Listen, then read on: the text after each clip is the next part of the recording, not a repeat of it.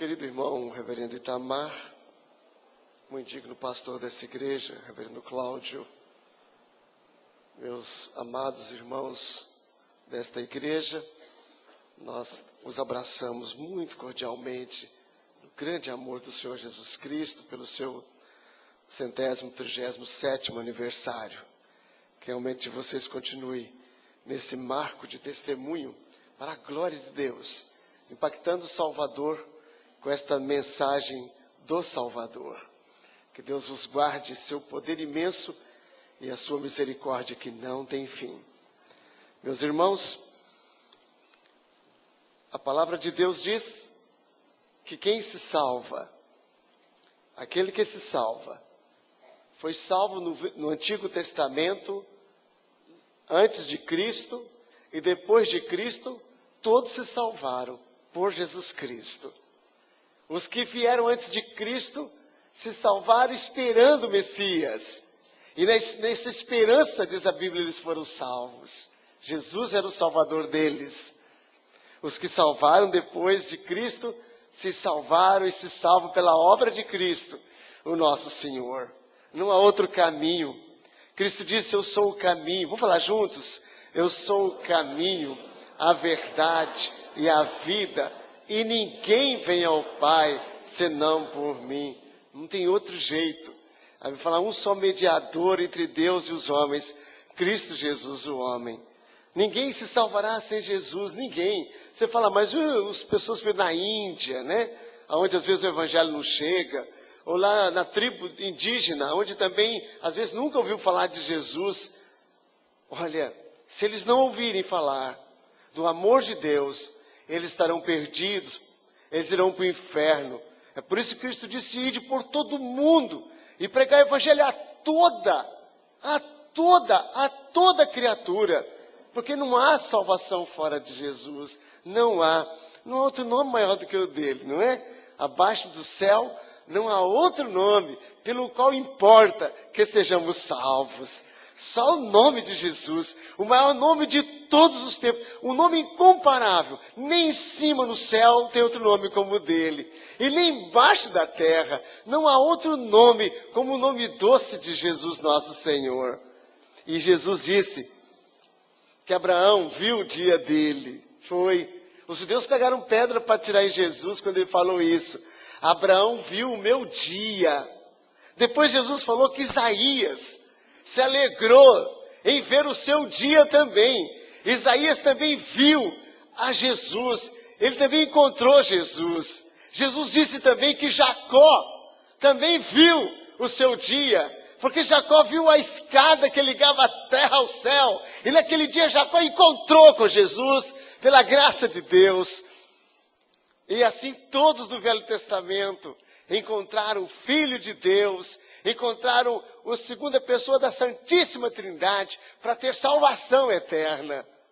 Mas teve um profeta que viu os dias de Cristo de uma maneira incomparável, de uma maneira gloriosa, de uma maneira quase indescritível.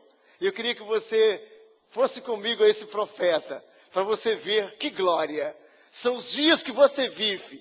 Que glória são os dias desta igreja, nos seus 137 anos de nosso Senhor Jesus Cristo. Cada um desses anos que esta igreja viveu foi o ano de nosso Senhor Jesus Cristo. E desde que Jesus nasceu, meu amigo, a pessoa pode ser ateia, pode ser pessoa rebelde, pode ser uma pessoa contra ele, mas só tem um problema. Ele teve que ter no seu registro o nome de Jesus. Qualquer pessoa, seja ela mais inteligente, mais incrédula, mais poderosa neste mundo, no seu registro está escrito que ele nasceu sob a júdice do Filho de Deus, porque no seu registro de nascimento está, ele nasceu no ano de nosso Senhor Jesus Cristo. E que anos são estes? E que anos são estes? Vamos lá? Livro do profeta Joel, capítulo 2, versículo 28 a 32. Vamos ler juntos? Essa igreja é maravilhosa, se dizer todo mundo juntos. Eu gosto muito de ouvi-los. Vamos juntos? Vamos. Joel, perto do Novo Testamento, já aí antes de Amós um pouquinho, já perto de Mateus, Velho Testamento, livro de Joel, capítulo 2, de 28 a 32. Vamos ler juntos? E acontecerá depois que derramarei o meu espírito sobre toda a carne. Vossos filhos e vossas filhas profetizarão, vossos velhos sonharão, e vossos jovens terão visões. Até sobre os servos e sobre as servas derramarei o meu espírito naqueles dias. Mostrarei prodígio no céu, na terra, sangue, fogo e colunas de fumaça. O sol se converterá em trevas e a lua em sangue, antes que venha o grande e terrível dia do Senhor. E acontecerá que todo aquele que invocar o nome do Senhor será salvo. Porque no monte Sião e em Jerusalém estarão os que forem salvos, como o Senhor prometeu, e entre os sobreviventes, aquele a quem o Senhor chamar. Com a sua Bíblia aberta, feche os seus olhos. Senhor Jesus, não permita que ninguém que esteja ouvindo neste momento a Tua palavra, seja em casa ou seja aqui, que deixe Deus de se lhes abrir os olhos pelo poder do Teu maravilhoso Espírito Santo. E que cada um volte para casa, ou em sua casa sinta e veja e creia que vive o tempo glorioso, o tempo maravilhoso da salvação. Em nome de Jesus, amém.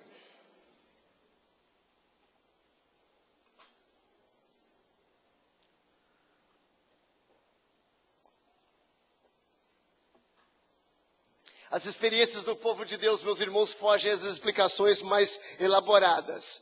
Deparamos com fatos que parecem absolutamente antagônicos do ponto de vista humano. Por exemplo, Cristo diz: felizes os que choram. Como? Não parece contradição? Bem-aventurados os que sofrem. Como? Feliz quem sofre? Paulo se dizia forte na fraqueza. Tiago chegou a afirmar que deve ser motivo de toda alegria o passar por várias provações. Não é meio estranho essas coisas? Mas, entre as experiências mais inexplicáveis, encontra-se a do deserto. Foi o lugar da mais terrível aflição, que mais gravou na mente do povo de Deus também a mais bendita lembrança. É impressionante isso. Aonde o povo mais sofreu que foi no deserto. Quando eles chegaram à glória do reino davídico, em que a opulência, em que a riqueza, em que Israel se tornou quase internacional, e então agora eles começam a lembrar e a ter saudade daquela época do deserto. Não é estranho? Enquanto sofriam, choravam, e enquanto estavam no gozo e na alegria, lembravam. Porque lá, embora houve sofrimento, também houve a proximidade do Senhor. Mas, entre as experiências de todos os salvos de todas as épocas, viver nos últimos dias é a mais emocionante. Jesus chegou a dizer que nesses dias em que vivemos, o jejum quase não teria lugar. Ele foi muito praticado nos tempos escuros do Velho Testamento. O nosso tempo é chamado tempo de festa, tempo de regozijo. Ainda que tristeza houvesse na morte de Jesus, sua ressurreição traria imensa alegria. E esse é o tempo de saúde, esse é o tempo de poder, o tempo de libertação, de paz, alegria, esperança, amor e fé. Vivemos, meus queridos irmãos, na era do Evangelho. Fulgura no zênite da eternidade, o sol brilhante da graça que ilumina o nosso tempo, os anos Domini, ou chamado tempo, ano de nosso Senhor Jesus Cristo. Essa é a gloriosa era, este milênio inaugurado, o reino do Senhor ressuscitado, foi lembrado pelo profeta Joel no século 8º a.C. A sua profecia, no capítulo 28 a 32, ele descreve em termos exuberantes os últimos dias. Por isso, ele é muito querido da teologia cristã e ele é muito lembrado pelos pregadores do Novo Testamento, como Pedro, como Paulo. Viveu esse profeta numa era não muito favorável. Israel não chegara aos pecados grosseiros, mas já contava com o início de uma religião formalista. O rei Joás havia assumido o trono aos 7 anos de idade, sob a tutela do famoso sacerdote Joiada. Este homem, Joiada, era um homem de moral fortíssima, e ele imprimiu uma reforma no meio do povo que estudiosos creem trouxe grande benefício a Israel na época de Joás. Entretanto, foi uma reforma superficial, foi, na verdade, um avivamento apenas de casca, foi apenas de movimento, foi apenas de barulho, mas não era, na verdade, uma coisa que veio mudar a vida espiritual do povo. O povo ia para a igreja, mas os seus corações estavam longe do Senhor. Não tinha compromisso com Deus. Na domingo eram crentes e na segunda-feira não sabemos o que eram. Assim, o profeta Jeremias não acreditou nisso. O profeta Jeremias, ele na verdade questionou, ele levantou dúvida quanto a isso. E o mesmo fez também o profeta Joel. Ele, na verdade, não se enganou com aquele avivamento, ele não se enganou com aquela reforma, e ele conseguiu vislumbrar o castigo de Deus nas pragas dos gafanhotos. Por isso é chamado o profeta dos gafanhotos. Mas, maravilhosamente, ele é chamado também o profeta do Pentecostes. O profeta que teve, pela visão de Deus, pela graça de Deus, pela luz de Deus e pelo Espírito Santo, a visão dos tempos áureos. Ele viu os dias felizes da nossa era. Ele contemplou os anos de nosso Senhor Jesus Cristo. Ele viu o que Deus haveria de fazer por meio do seu Espírito. Deus lhe concedeu a graça de, ao longe, 800 anos antes de Jesus, contemplar esse maravilhoso tempo do Evangelho, esse tempo da sua salvação. Agora é o tempo sobremodo oportuno. Hoje é o dia da salvação. Mas por que mas como ele descreve esse tempo tão maravilhoso?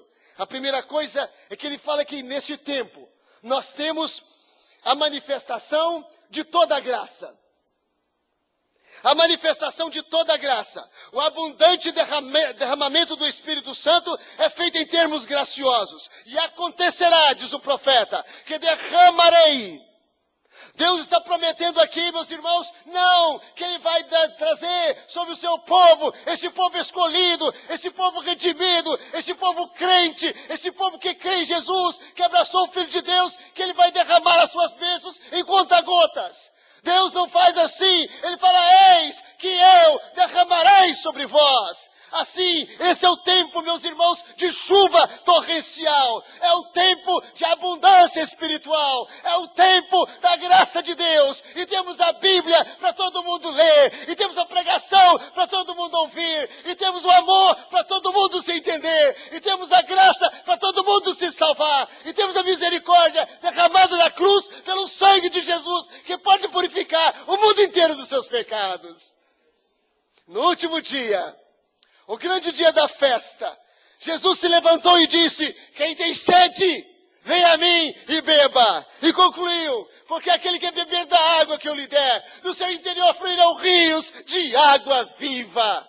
Vivemos a era do Evangelho, em que a manifestação de toda a graça é expressa de uma forma bendita pelo profeta Joel. E eis que derramarei sobre toda a carne o meu Espírito. É a plenitude de toda a graça. E o profeta disse que todo aquele que invocar o nome do Senhor será salvo. É a afirmação da graça imerecida, da salvação gratuita. A graça de Deus se manifestou, diz o apóstolo, salvadora a todos os homens. A salvação é oferecida nessa época gratuitamente. Nós somos salvos pela graça de Deus. Assim, o profeta diz, todo aquele que invocar o nome do Senhor será salvo. Não diz todo aquele que cumprir os 10 mandamentos. Não diz todo aquele que batizar nessa igreja. Não diz todo aquele que fizer alguma coisa qualquer. Não diz todo aquele que der esmola. Não diz todo aquele que reencarnar. Mas diz todo aquele que invocar o nome do Senhor será salvo.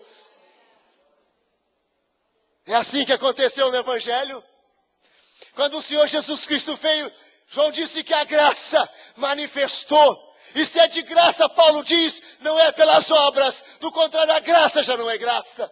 Porque Paulo escreve em Efésios 2:8, o que, meus irmãos? Porque pela graça, juntos, porque pela graça sois salvos mediante a fé. E isso não vem de vós, é um dom de Deus, não vem de obras, para que ninguém se glorie. Aleluia. A salvação é absolutamente de graça. Ah, meu querido ouvinte, ah, meus irmãos amados, não há quem se salvará fazendo obras.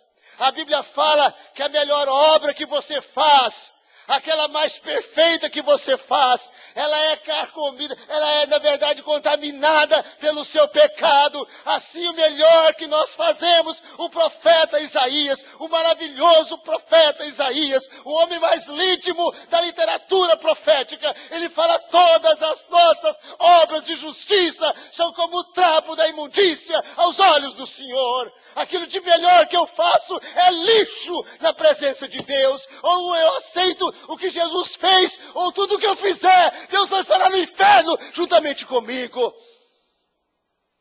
Eu serei salvo pela graça abundante de Deus. É pela sua misericórdia é que nós somos salvos. Não há justo nenhum sequer. Não há quem entenda, não há quem busque a Deus. Todos se extraviarão uma e se fizerem inúteis. Não há nenhum sequer, não há quem busque a Deus. Ou ele nos busca ou não tem esperança. É por isso que a manifestação de toda a graça é fechada com a chave de ouro naquele versículo que Jesus Cristo disse: não fosseis vós que escolhestes a mim, pelo contrário, eu vos escolhi a vós outros e vos designei para que vades e deis frutos. Não fostes vós que escolhestes a mim, pelo contrário. E é interessante quando a gente estuda na língua original. Essa palavra, pelo contrário, ela é fortíssima. Ela é uma chamada, como você conhece em português, as conjunções adversativas. Você tem algumas, não tem? Mas, porém, contudo, lembra? Todavia, são conjunções adversativas, não é isso? Pois bem, o grego tem duas. Uma é de, ou seja, quando você vai dizer uma coisa contrária, mas que não tem muito sentido, né? Ah, eu ia sair, mas está chovendo, não vou sair. Esse mais é o mais comum, esse mais tem duas. Mas você, olha, você me deve, mas não pagou. Aí o mais é forte, entendeu? Você me deve, mas não pagou. Esse mais aí é complicado. É esse mas que Jesus, não fostes vós que escolhestes a mim. E eu gosto da tradução nossa que fala assim: pelo contrário, absolutamente ao contrário. Ou seja, a primeira parte é impossível de acontecer. Vocês nunca me escolheriam. O profeta diz: olhamos para ele e não vimos nenhuma beleza que nos agradasse. Era o mais desprezado entre os homens, homem de dores e que sabe o que é padecer. Nós achamos graça em Jesus, mas ele achou graça em nós, aleluia. Nós achamos graça nele, mas ele achou graça em nós. E derramou a sua abundante graça sobre nós. Porque derramarei, olha o que o profeta diz. Os nossos tempos são tempos da manifestação de toda a graça. Segunda coisa que o profeta viu: derramarei do meu espírito sobre toda a carne. Se esse tempo é a manifestação de toda a graça, ele é também a salvação de todos os homens. Meus irmãos, derramarei do meu espírito sobre toda a carne. O evangelho rompeu as barreiras dos privilégios judaicos. O grande evangelista Lucas se refere a João Batista, repetindo as palavras de Isaías, e diz: e toda a carne verá a salvação de Deus. É prometido que o evangelho chegaria aos confins da terra. E todo aquele em qualquer lugar que invocasse o nome do Senhor haveria de ser salvo. Chegou o evangelho ao Brasil. Chegou o evangelho ao nosso país. E o evangelho está, meus irmãos, chegando de cidade em cidade. E assim os escolhidos do Senhor estão sendo escolhidos e chamados de cidade em cidade. E o evangelho cresce e a glória de Jesus se estabelece. E Jesus salva a todos pelo seu poder. Ele salva a prostituta, ele salva o ladrão, ele salva aquele que rouba que ninguém vê. Ele salva pelo seu poder, ele transforma. Jesus, do seu poder, salva até aquele que acha que é justo. O Senhor é poderoso para trazer a convicção do pecado, para trazer a convicção do juízo e da justiça. O Espírito Santo age e assim todos são salvos. Meus irmãos, não há mais raça privilegiada. Todos são objetos da graça de Deus. Não há distinção de sexo, porque sobre os vossos filhos diz o profeta, e sobre as vossas filhas. Não há distinção etária, porque o profeta diz sobre os vossos velhos e sobre os vossos jovens. Não há distinção social, porque o profeta diz sobre os vossos servos e as vossas servas, os escravos e as escravas. Todos podem ser ungidos pelo Espírito Santo, todos podem ser cristãos, todos podem vir a Jesus, todos virão a Cristo trazido por Deus. Ele o recebe e promete ressuscitar-nos no último dia. A condição colocada pelo profeta para a salvação é simples. Todo aquele que invocar o nome do Senhor. Que glória! O que você tem que fazer é invocar. É realmente reconhecer que o seu estado é de miséria, que você não tem esperança, que você não tem chance e que a única é Jesus para salvar, para transformar, para te libertar, para dar vida nova a você. Jesus, Jesus e Jesus. Todo aquele que invocar a salvação agora está mais perto do que nunca. Paulo diz, a palavra está perto da tua boca, está perto de ti. A palavra está na tua boca e no teu coração. E ele diz, se com a tua boca confessares a Jesus como Senhor, e no teu coração creres que Ele está vivo, que Ele ressuscitou dentre os mortos, a garantia é, você é salvo, está salvo. Há duas coisas só. Se com a tua boca confessar a Jesus como Senhor. Segundo, e no teu coração creres que Jesus está vivo e ressuscitado, será salvo. Quer coisa mais fácil do que isso? Quer coisa mais fácil? Porque o difícil Jesus fez. Porque o difícil o Filho de Deus fez no Calvário por ti e por mim. Então agora é só clamar. É só gritar, salva-me, Senhor. Senhor, socorro, Senhor. É agora clamar, invocar, invoca o nome do Senhor. Clame agora, clame agora. E não é pelo teu clamor, mas pela misericórdia dEle, que Ele ouvirá você neste momento. E seja onde você estiver, se você está iniciando nas drogas, se você está iniciando, se você está atolado na bebedeira, se você está no vício, se você está preso na artimanha maldita da pornografia e não consegue chegar em casa sem ligar o computador e mergulhar naquele lodo, naquela sujeira, naquela coisa horrível, o Deus Todo-Poderoso te chama e Jesus diz que te liberta. Então clame, então invoque o nome do Senhor Jesus. A salvação de todos os homens. Mas continua o profeta, ele está olhando o tempo nosso.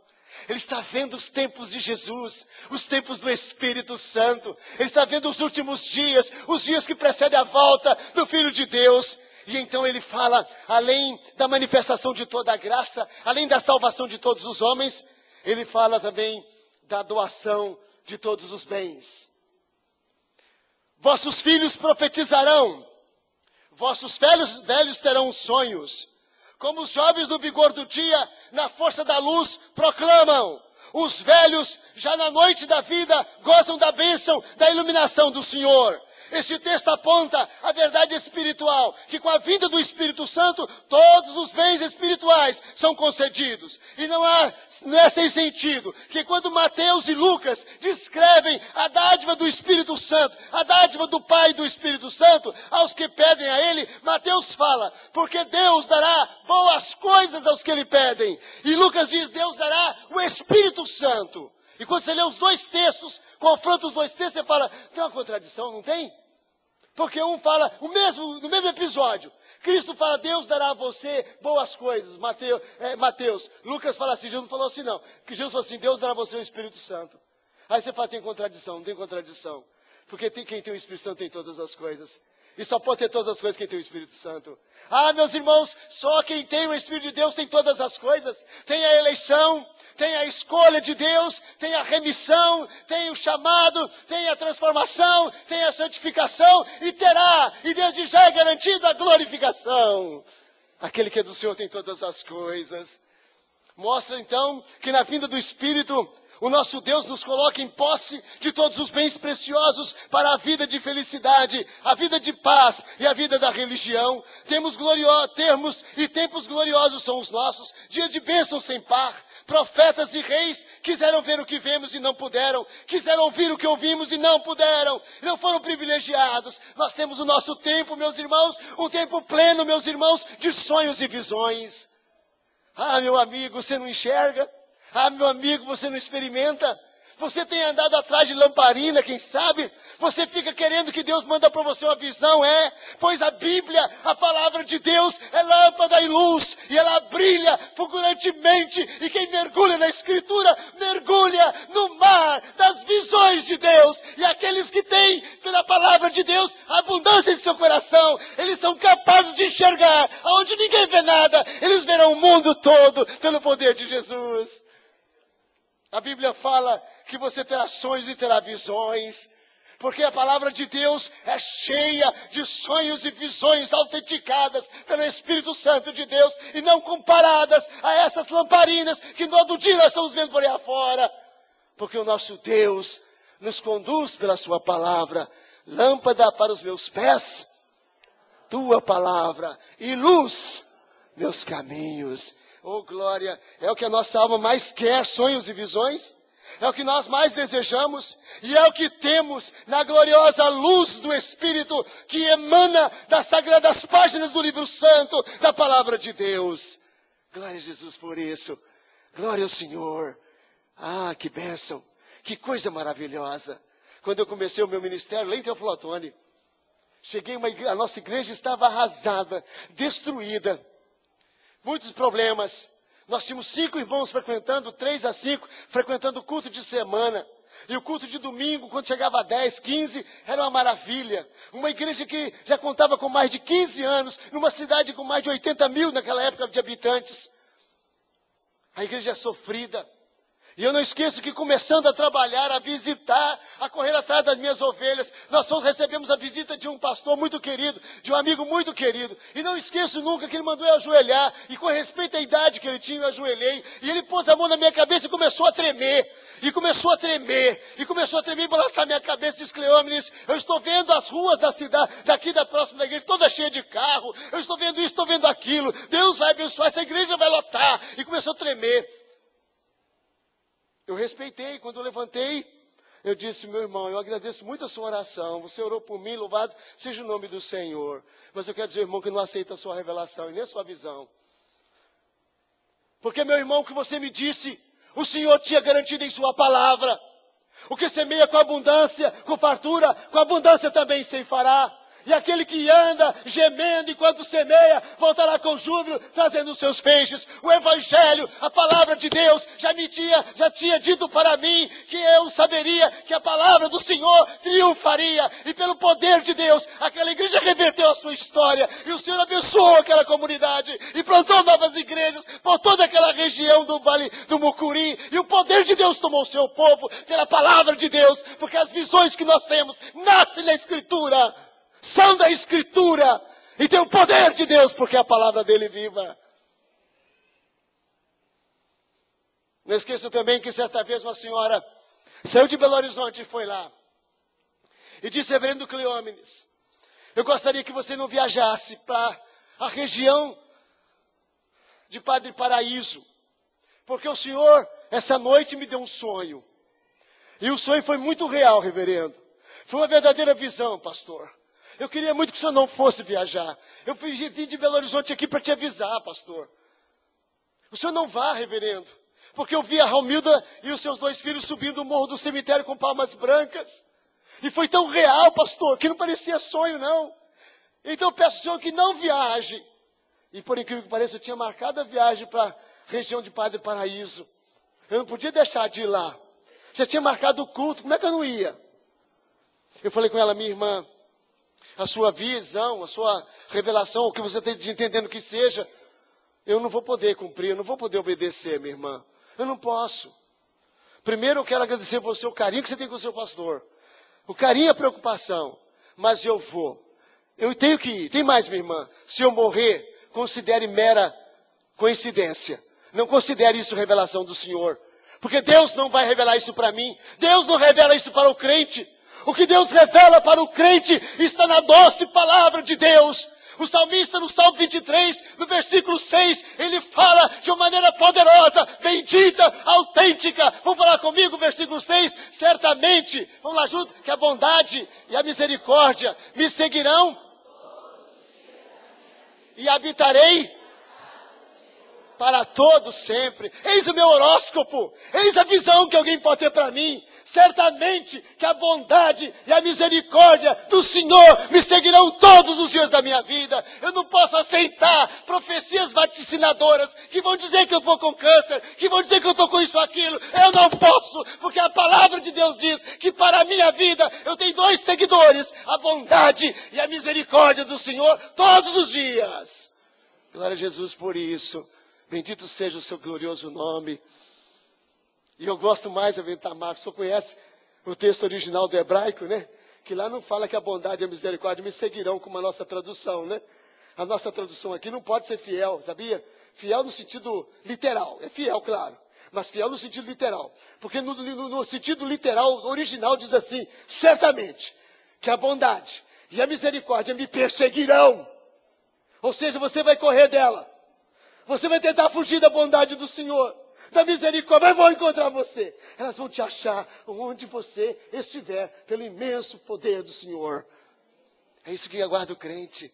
Que tempos maravilhosos são os nossos. Que tempos benditos são os nossos. A doação de todos os bens. Mas o profeta continua. Ele tem a visão dos tempos áureos. E se ele vê a manifestação de toda a graça, a salvação de todos os homens, a doação de todos os bens pelo Espírito Santo, ele mostra também a demonstração de todo o poder. O profeta descreve que nesses gloriosos dias o Senhor mostrará prodígio no céu e na terra. Sangue, fogo e coluna de fumo e fumaça. Essas figuras tão comuns na descrição apocalíptica apontam para a sobrenaturalidade do juízo divino e o desfecho glorioso do poder do Altíssimo. Nenhuma outra época viu o que os nossos olhos estão vendo e ouvindo os nossos ouvidos. O profeta Abacuque expressou essa verdade dizendo: vede entre as nações, maravilhai-vos e desvanecei, porque realizo em vossos dias obra tal que vós não crereis quando vos for contada. Aleluia. Oh, mas não é isso que está acontecendo? O profeta falava do juízo ameaçador dos caldeus, que Deus ia destruir os caldeus.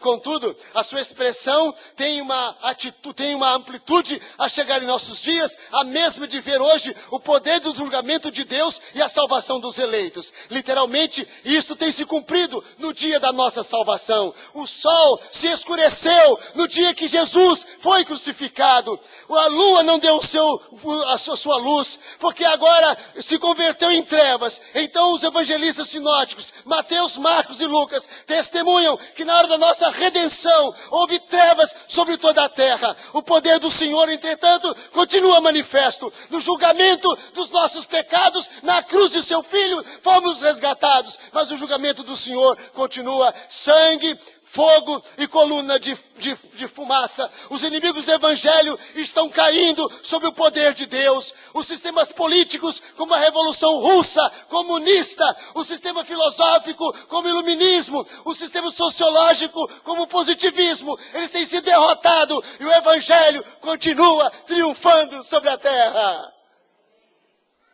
Não aconteceu com Cesesco? Aquele governador lá daquela parte da Europa. Você lembra? Ele destruiu a igreja do Senhor. Por 40 anos ele matou muitos crentes. Ele derramou sangue de muitos irmãos. Ele destruiu a igreja do Senhor.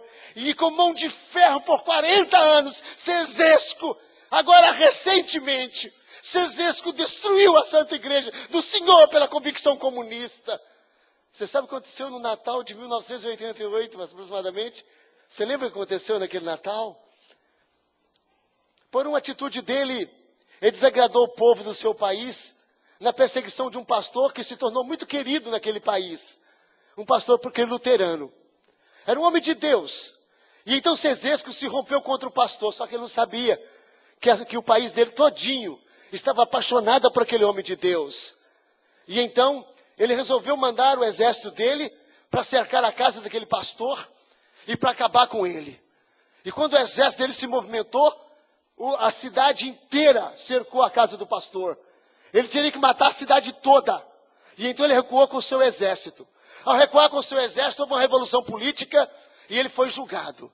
E naquele Natal, aos olhos de todo mundo conhecido, foi divulgado pela televisão do mundo inteiro. Ele e a esposa foram colocados no paredão e foram fuzilados, porque o sangue dos mártires foi requerido pelo Altíssimo. E ele morreu, destruído. Ele morreu, porque há fogo, há fumaça pelo poder de Deus. Voltaire, na França, grande ateu, grande filósofo francês, juntamente com outros colegas, reuniram em sua casa e fizeram uma reunião, onde ele disse, olha, pelo conhecimento humano, pelo crescimento da inteligência humana, a Bíblia será um livro obsoleto. Daqui a 50 anos, ninguém vai ler mais a Bíblia. Aplaudiram-no. 50 anos exatos. Exatamente 50 anos depois, Voltaire estava na sepultura. E naquela casa, na mesma sala, estava sendo fundada a Sociedade Bíblica Francesa, que traduziu a palavra de Deus para a língua francesa em toda a região. Porque o Senhor é Deus. Porque o Senhor é Deus. Estamos vivendo a época do triunfo do Evangelho. A época, meus irmãos, que ninguém resiste à igreja. As portas do inferno não prevalecerão contra ela. Glória a Jesus por isso. A igreja marchará. Apesar de nós, a igreja será vitoriosa. Sim, meus irmãos, os vaticinadores estão caindo e os profetas do Altíssimo continuam a sua obra. Não há dia semelhante aos nossos dias, não haverá outros iguais para este mundo. Ao abrir a Bíblia, nós vemos mortos ressuscitando, cego de nascença enxergando, mar encapelado quieto, água transformada em vinho e, acima de tudo, vidas renascidas e regeneradas. Tudo isso testemunha essa época que é a manifestação de todo o poder. Mas para terminar, esse profeta que viu nossos dias, ele ficou tão encantado que ele viu também em nossos dias o cumprimento de todas as coisas.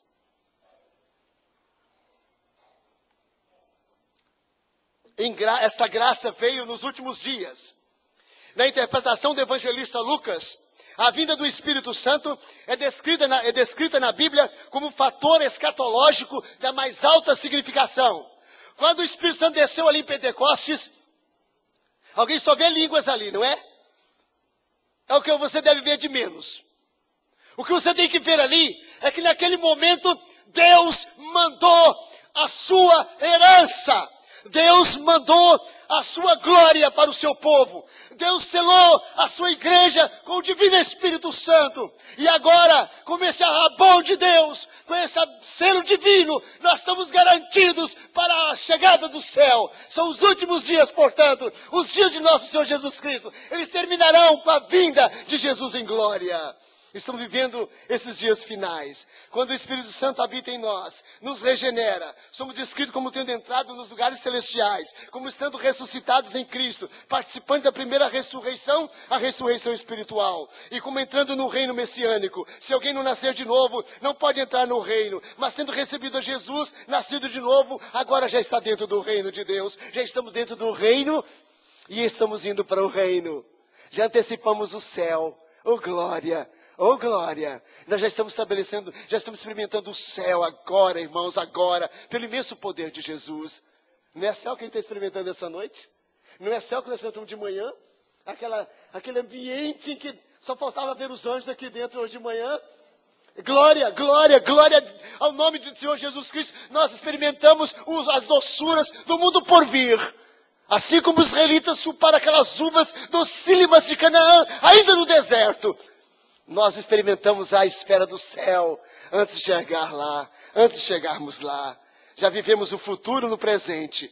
E como os israelitas em pleno deserto comeram aqueles frutos, nós já experimentamos pelo Espírito Santo as primícias da eternidade para onde vamos. O penhor do Espírito habita em nós. A igreja foi penhorada. O Espírito desceu e selou a igreja. A igreja é dele. A igreja irá para ele, custe o que custar. Nós somos dele, iremos para ele, custe o que custar, porque o Senhor é o nosso Deus. Experimentamos a bênção dos céus, o reino messiânico iniciado, o domínio de Cristo que está à direita da majestade nas alturas. Ele é vencedor. Hoje é o tempo, portanto, sobremodo oportuno. Ah, meu amigo, o Joel viu isso 800 anos antes de Jesus. E eu gostaria que você, que está em casa, e você que está aqui no santuário, eu gostaria que você agora também não saísse daqui sem experimentar esta graça do Senhor Deus. E sabe como você vai começar a experimentá-la? O profeta já deu a receita, o profeta já deu a solução, já deu a indicação. Ele fala, todo aquele, vão falar comigo? Todo aquele que invocar o nome do Senhor será salvo. Amigo, invoca, clama agora. Porque se a música que mais agrada ao ouvido de Deus é o grito do pecador que diz, Senhor, tem misericórdia de mim. Com essa música, Deus para, o universo para, e com essa música, os anjos do céu celebram a festa do céu, quando o pecador se arrepende, quando alguém clama, Senhor, tem misericórdia de mim, Senhor. Então as portas do céu se abrem, e todo aquele que invocar o nome do Senhor será salvo. Eu quero que você faça isso agora. Eu não quero que você deixe para amanhã. A Bíblia fala que a coisa mais louca que uma pessoa pode fazer é deixar para amanhã a sua salvação.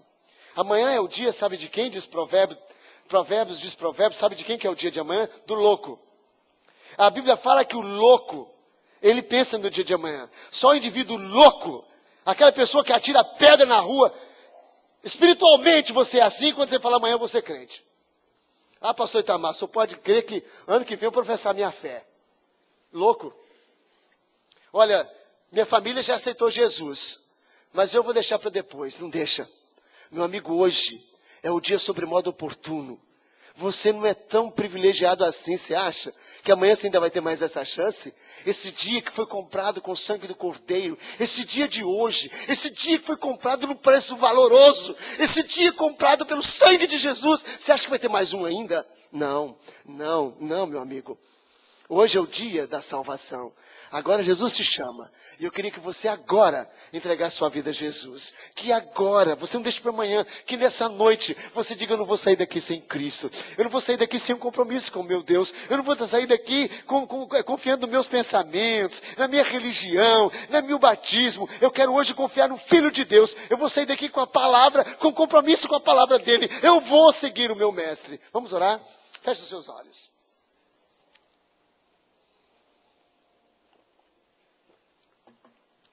Enquanto todo mundo está orando, eu queria que você, meu amigo que nos visita, minha amiga, que neste momento você também orasse comigo. Que você fizesse essa oração no coração. Que no seu interior, no seu íntimo, você orasse comigo.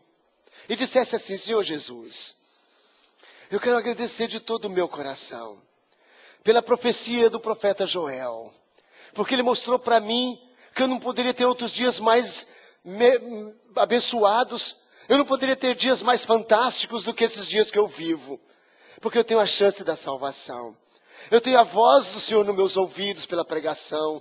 Eu tenho a palavra do Senhor escrita na palavra de Deus. Eu tenho, Senhor, a oportunidade de entregar minha vida a Jesus.